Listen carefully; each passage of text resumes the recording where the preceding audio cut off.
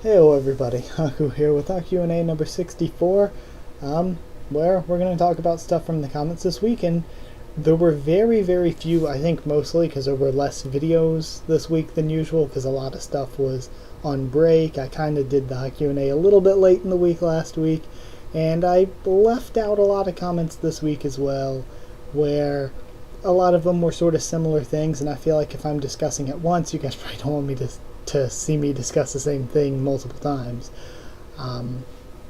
because a lot of it was about like me finishing the read through of Restart, so I figure we don't really need me to discuss the same topic a bunch, but either way, like I was saying, so let's talk about some general stuff for this week before I get into actually discussing some comments. Also, another reason it's not as many is probably because instead of being behind like I am decently often and working with some older comments because I'm so behind on them, I'm actually caught up, so I think that's kind of a difference as well. But one big thing I wanted to talk about for the update / general section of this is I'm going to start some new read-throughs, I think. Of course, we're doing Elfson right now, and we're going to continue that until we're caught up. And whenever a new chapter's out, whenever I feel like doing a read-through video on it, I'll do a read-through video on it. Now, some bad news with that. You guys know I lost the recording for Elfson wa Yasararanai chapters 6 and 7. The recording didn't have audio, so I'm going to have to re-record, and I did re-record that. So I went to edit the... I was gonna post chapters 3 to 5 on Thursday, so I went to edit that, and the recording wasn't there, and I'm sorry, because it's completely my fault. I know it's completely my fault, because I know what happened.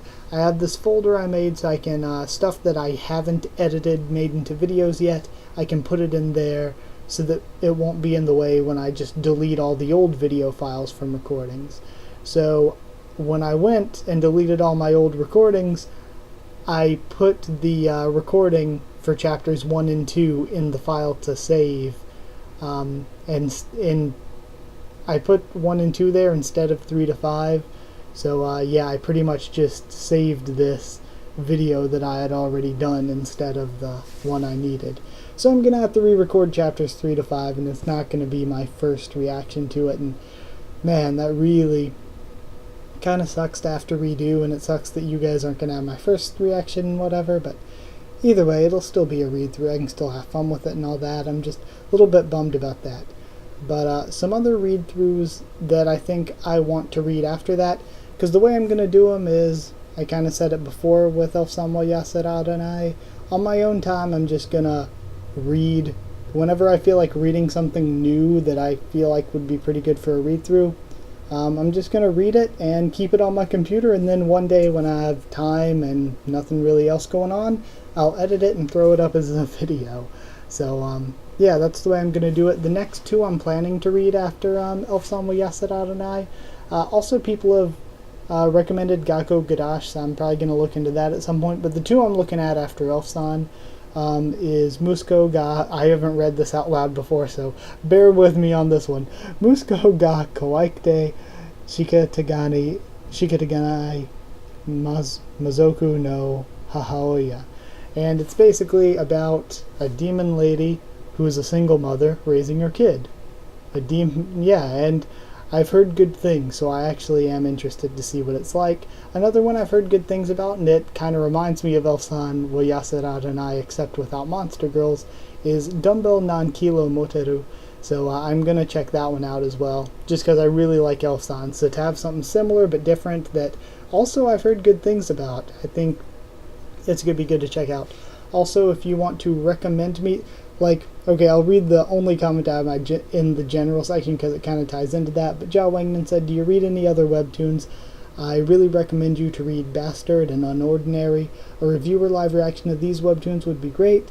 And I said I don't, but I might in the future, because, yeah, if you guys want me to read anything, whether it's manga, webtoon, or light novel, I might not get to them all. I might not get to them all anytime soon, but it certainly doesn't hurt to just, like, recommend stuff, because drawing my attention to it does make me a bit more likely to look into it and maybe read it for the next read through. So yeah, just throwing that out there. And that's actually it for the general section. I guess anything specific in this week's anime I want to talk about, I'm going to be doing this thing I did the past 2 weeks where I put it from least to most favorite what I'm watching, so that you guys know what I'm watching if you want to comment on any of that. Down in the comments, for lack of a different word, instead of saying that word a whole bunch. But yeah. Just this week, I don't know. I guess the same old mostly. I mean, Princess Principal was still my favorite this season. I think close behind it, rounding out the top 3, would be Action Hero and Cheerfruits. I think not enough. Like, that is the most underrated show this season, but it's also my second or third favorite. It's really, really good and endearing. Maybe a third place, actually. I think second place may actually be Tenchi no 3P. Tenchi no 3P, really, really good. And if you can get past lolly fan service, because there is some of that, it has a really good story that I'm really liking. And I think a big part of me liking it even more is because I looked at the description of it and I was expecting, okay, this show is going to be not very good. It's not going to look very good. Story's not going to be very good.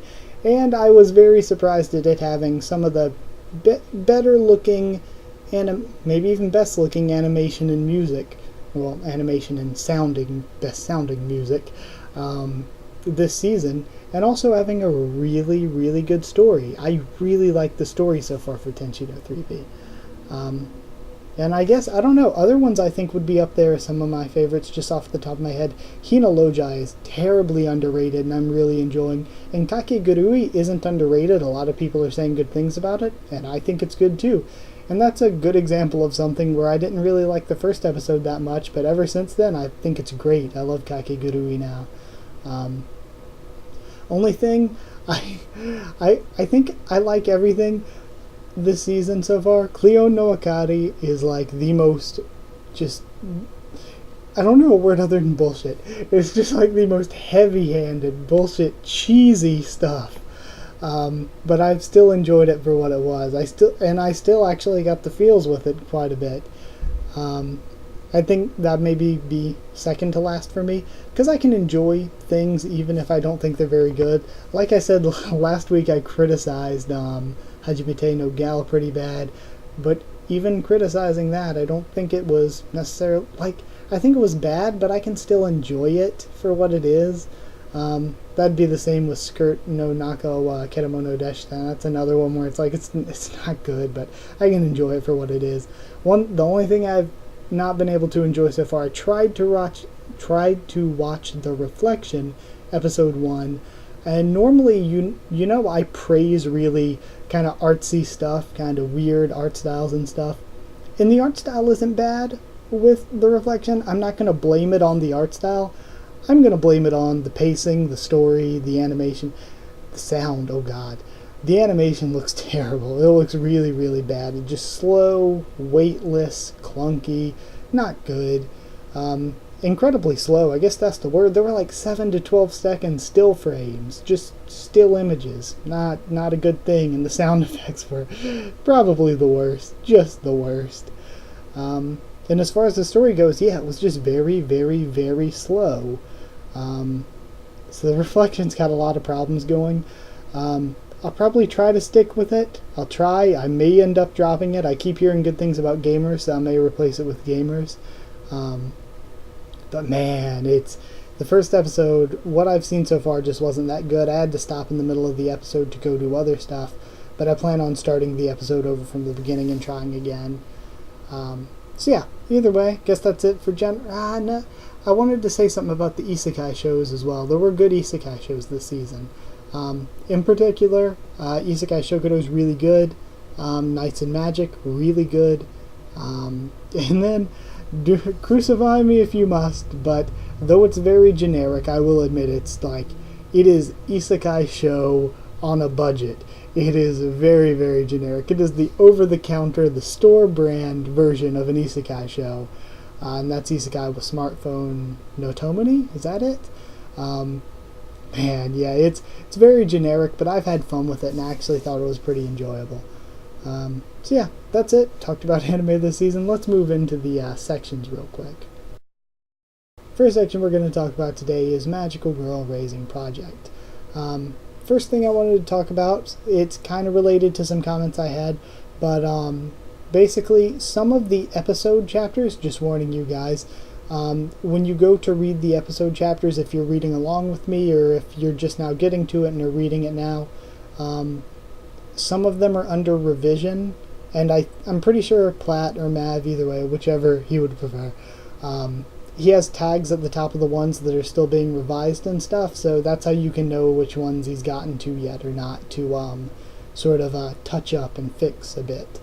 So yeah, just wanted to throw that in there before getting into the actual comments, because there were comments like pertaining to that, but I didn't know really how to bring it up using that. First of 3 comments, though, actually. Andrew Zapita said, "That moment when Clantail started to learn how to cook because of Pechka broke my heart. Stop with the feels, damn it." Yeah, that was the second saddest and hardest part in the finale for me. And you saw the one that really made me choke up is when they said they visited 12 graves, and I choked up. I was like, sorry, hold on, wait a minute. Yeah, those were the saddest 2 parts for me for the ending of Restart. Seek210 said, "The part hit me too, like the other comments when Clantail picked up cooking. I still miss Pechka. It was pretty crazy to know that Noka-chan was also helping Clanberry with her tests, and that she was not such a good person, but in the end she regretted her actions and she sacrificed herself to save the rest. I did like the interaction at the end between Flash, Shadowgale, and Clantail when they went to visit the graves of all the fallen magical girls. I'm not sure if I'd quite call it a sacrifice. I mean, in a way, maybe it kind of was, but it was more along the lines of she tried to kill all of them and it didn't work, and then she realized, well, screw it, it's the only way." I am happy, though. I'm very sad that so many great characters died and so many of them just didn't deserve it. They deserve to live.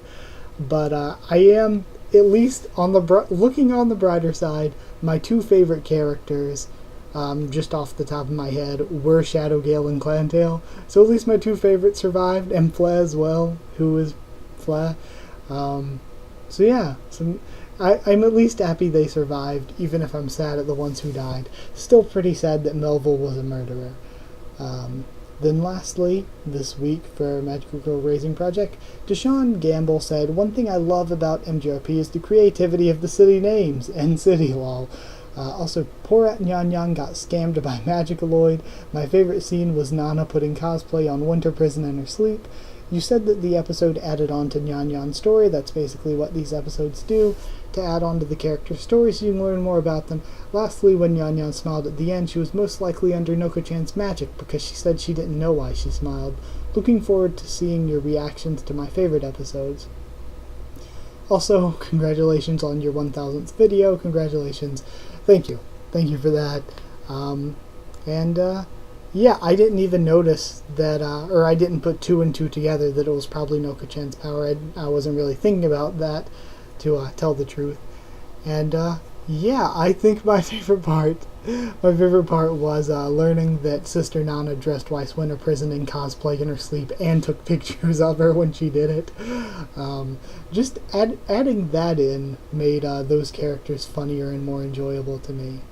I am really excited, though. I love, because you guys know, in I guess both of the arcs, I said I loved seeing the stuff when they were in their human forms, and I feel like that's because it gave them deeper characterization. So I'm really excited to see more of these side stories, because it can give more of that characterization to these characters, even though they're gone. Rest their poor souls.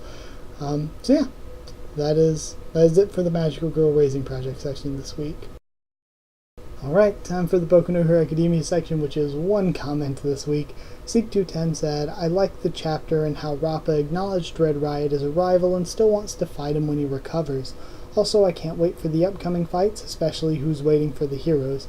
I do find Chisaki's abilities more interesting, as it can give a life back. I do wonder what it can reform and what it can't. I'm sure there is a limit." And see, I think that's really cool too. Before getting into my personal theory, because it's really rare that you see the ability, even if you see the ability to put things back, that you can see somebody put a person's body back together and them to be alive again, to put life back, essentially. But for me, I think maybe the limit is that he can only reform things that he takes apart himself. That would be a good drawback that it keeps him from being too OP, because it's a bit of a broken power to be able to just revive anyone that's dead by injury. So I'm thinking maybe the drawback is that he can only put back together people that he takes apart or things that he takes apart. So yeah, that's it. The only comment for the Boku no Hero Academia section this week. Next up, we have this week's Tower of God section, and first up is Ilala211, who said, I remember Yuri saying that she avoided the Hell Train when she was climbing the tower because it was not worth the trouble. And yet, you're right, wanted to bring that up because I was trying to guess, and even now we can still guess who we think we're going to be seeing as data copies in the virtual floor. And I guess this means we won't be seeing a data Yuri. It'll be interesting to see if we see data versions of the other 10 family heads, some of the other princesses, data versions of them maybe even data versions of FUG members or Hike Song members. It's really interesting. And again, we have no reason or no idea why this virtual floor was built, why the Hell Train was built. If it was here before Zahard, who built it? Why'd they build it? Why? It is very confusing. So, yeah. I guess that'll be, I don't know if it'll even be answered in the virtual floor, because we have a lot of things that haven't been answered. But either way, Jia Wingnan next up said, how about a review on the Floor of Death arc and your expectations and predictions for the next arc? I said I would discuss it here in the HaQ&A because it's not really a topic I could really do a whole video on, I think. Basically, to me, though, the Floor of Death arc, when it comes to importance in the story, way up there. It was super important, gave us a lot about Bomb's backstory, gave us a lot about the backstory of the tower. But when it comes to surprises week to week, to fun reading week to week, to writing quality, I don't think it was as good as the past two arcs. It wasn't as fun to read week to week for me as Name Hunt Station was, and to cover and discuss week to week as Name Hunt Station. Same with Dollar Show. It felt like week to week there wasn't, saying that a lot, seems like there wasn't that much to discuss really, usually, except for in the beginning when we were finding out the stuff about Bomb. Yeah, other than that, there wasn't a ton to talk about. It was just sort of a generic, we're moving through the story kind of deal. And I think a big reason that it wasn't as good for me is that we didn't have that focus so much on Bomb after that, and we didn't have focus on his companions really at all. Everything was about the ranker level characters fighting and stuff, and then as soon as that ended, it was pretty much over. So I just feel like the reveals here were really big, but there were also big reveals in the past two big arcs, and those arcs were also more fun to read, had more going on, just were a bit better written when it comes to enjoyment. Another problem is that usually I would not complain about there not being deaths. I like to see the characters fleshed out and developed more than killed. But a problem that I had is it was built up as the Floor of Death. It was built up as dangerous, even for rankers. We were told again and again it was super dangerous. It was really hard for the characters to get out of it alive. Even if they were rankers, they could die. And then we got through it, and nobody was really in any life-threatening situation that I remember ever, really. Yeah, I'm not sure that I remember any seriously life-threatening situations. Like, for this to be the Floor of Death, it was very, very tame. I can't remember any real danger I felt the entire time. Like, there were way more dangerous situations, more deaths even, and more near-death experiences in the past two arcs that I named, the Dollar Show and Name Hunt Station. Dollar Show had a bunch of deaths, even if it was for smaller characters. That is still more than the Floor of Death gave us. And there were also a lot more dangerous moments, like the Bomb and Joaquin fight. I seriously thought that there was a chance that some of Bomb's important allies were going to die there. And the villains seemed like they were dangerous and had that ability to easily kill them, possibly. the only real near-death experience or life-threatening experience we had on the floor of death was for Rachel. And I mean, I don't know how many people expected Rachel to die like that, because I don't think it was happening like that. And again, even with the Name Hunt Station, with Rack and his group being kidnapped, the Bomb-Kaiser fight where Bomb was seemingly a little bit overwhelmed, and then he came out and pulled out the win, there was a lot more stuff there, and deaths with some of the 10 bosses and stuff. So there was a lot, and the whole threatening situations like Androssi not having her name and needing to get her name back, the princesses jumping in and kind of threatening if they knew what was going on between Bomb and FUG, and Androssi knowing them, then she could, or the twin princesses could spill the beans there. There was a lot more danger and a lot more, well, just a lot more stuff in general in the past 2 arcs. So the Floor of Death, I think a lot of people would like it more if maybe it wasn't hyped up as much, because it was really, really hyped up as being this big thing for the Hell Train, and then we finally get to the Floor of Death that's been hyped up all this time, and not as much happened, really. So I think that's the issue. Next up, Anime Watcher said, yeah, hold on. After being a little disappointed but understanding of Androssi's character during the Name Hunt Station, this chapter made me hope for her in the future. After all that talk wanting to meet Garron, Androssi's just gonna shrug it off and go her way. I can respect that in a woman. But seeing Siu focus on the fact that Androssi is infatuated with Bomb got me thinking, is it possible that Androssi's feelings for Bomb might get her killed one day? Because I think it has a high chance of happening in a very important arc in a few years' time. Though I do hope if Siu is intending to go for a Bomb x Androssi angle, he would be able to develop Bomb and Androssi enough so it's plausible for them to be in a relationship instead of an awkward and cluttered relationship that doesn't need to exist in the first place. I mean, of course, I hope for in every series to not have just pointless, stupid romance subplots. But I don't see it going that way, really, and I definitely have hope for Androssi. Like I said, the Name Hunt Station was weird for her character. Her character was really often weird in the Name Hunt Station. But I feel like she's being written as a character in general that's going to struggle with what she wants to do. And she has since the beginning. She struggled with, like, in Volume 1, making friends. Is she, like, really loyal to Zahard? Or does she want to have friends and want to climb with friends? And I think that eventually she's going to have to struggle with that and decide whether she wants to leave the princesses and Zahard and stuff and help Bomb's group take down Zahard or not. And I think it's possible that her character could even be the person who ends up, she like convinces the princesses to go against Zahard and ends up changing them and stuff like that. But I think that part in the story fits Yuri a bit better. But either way, I don't think Androssi's going to die. At least from what we've seen so far, I don't see really any foreshadowing that makes me think Androssi will die. And I don't really think this necessarily means she'll have a romantic relationship with Bomb either. It's just that she's going to probably have to have an arc, or just an arc for her character or something at some point, where she's going to be forced to choose between Zahard and Bomb and her friends. So I think this is more just building up her having to make that difficult choice.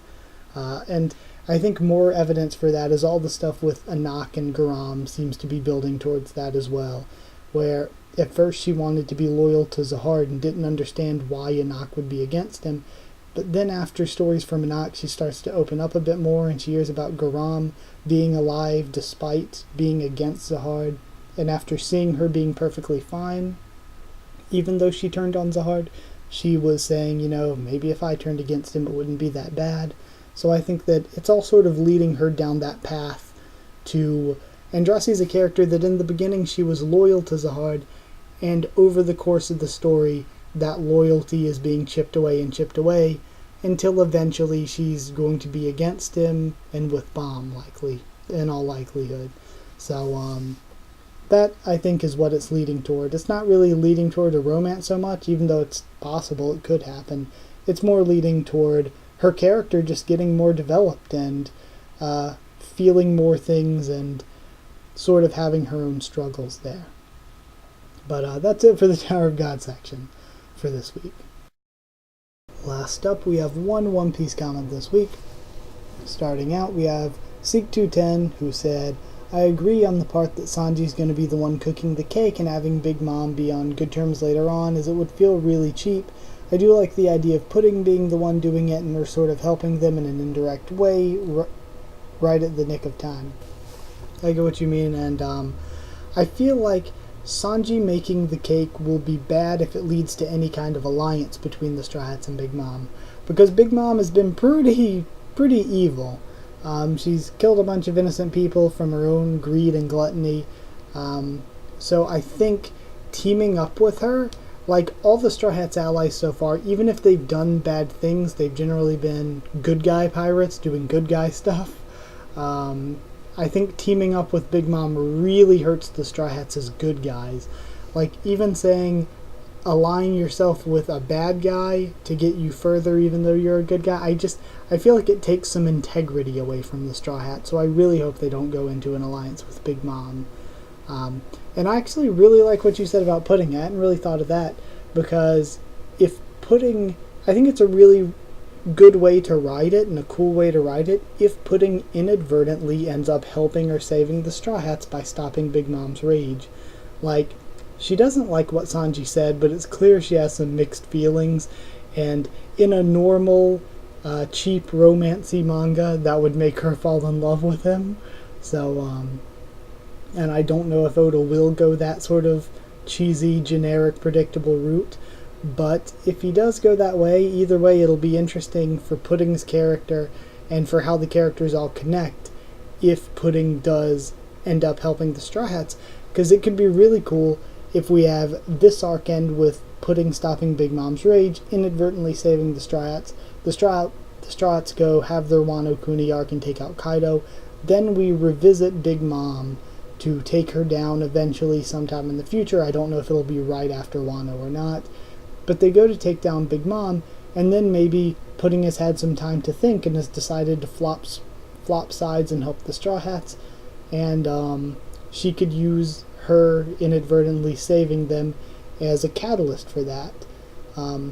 So I think if that's the way Oda's writing it, that is good writing. That's actually a really good idea, and now that you've brought that up, I kind of hope that happens. So yeah. And that's it for One Piece, and that's it for the HaQ&A this week. Sorry, I feel like I've been losing my voice really badly throughout it. But either way, I'm going to go ahead and end it then, since my voice is dying on me. Like if you did like the video, comment down there too. Tell me what you thought of this week's HaQ&A. What you thought of everything here. Anything you want to discuss next week. Just comment down there, anything you want. Timestamps as always, link to the Discord, and that list I said of anime is all going to be in the comments. Subscribe if you want for more of everything, and we're getting close to 600 subscribers, which I'm really liking. Even though I never did that 500 subscriber special, still don't. If I do one, still I don't know what to do it on. Follow on Twitter if you want. I can try to keep you updated there and stuff for the channel, or talk to you there if you want. And like I said, link to the Discord will be down below, and if it's expired or anything, just ask me for a new one. I'll give you a new one anytime.